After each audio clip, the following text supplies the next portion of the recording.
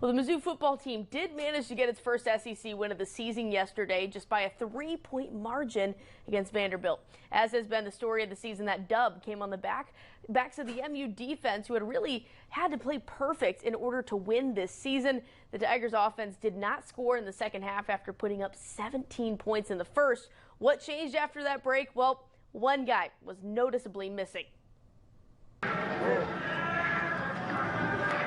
The first half belonged to touchdown Luther. The freshman had not one, but all two of the Tigers' TDs on Saturday. It felt real good, touching the end zone. I ain't touched it in a minute, so and we had the lead, so it felt real good, to be ahead. After halftime, though, it was a different story. There's a lot of things that got to get fixed, and it's some really bad stuff. All right, but it's a lot easier to fix it after a win. Mizzou put up more than 200 yards of offense in the first half of that game, but in the second, only mustered about 76 yards and no scores. I think that's just kind of how the game went. You never know how a football game's going to go. It's different in every game. QB Brady Cook took some hits. In fact, a lot of hits, as the offense stalled out. We're not going to survive at quarterback getting free shots like that. We got to fix it as in protection and scheme. Because that crap's just unfair. That lack of production gave the Commodores an opportunity to spoil MU's homecoming.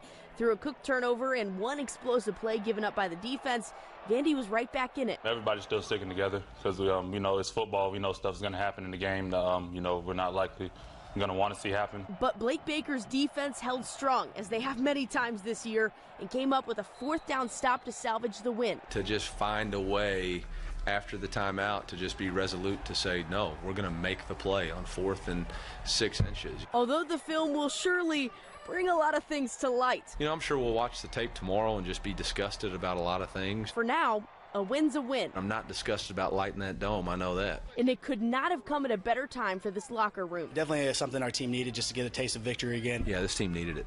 This team needed it, the staff needed it, this fan base needed it. And I know there's going to be a lot of comments about how ugly it was and all that. It don't matter. It's a win, and we needed a win, and it's something that we can build off of and grow off of.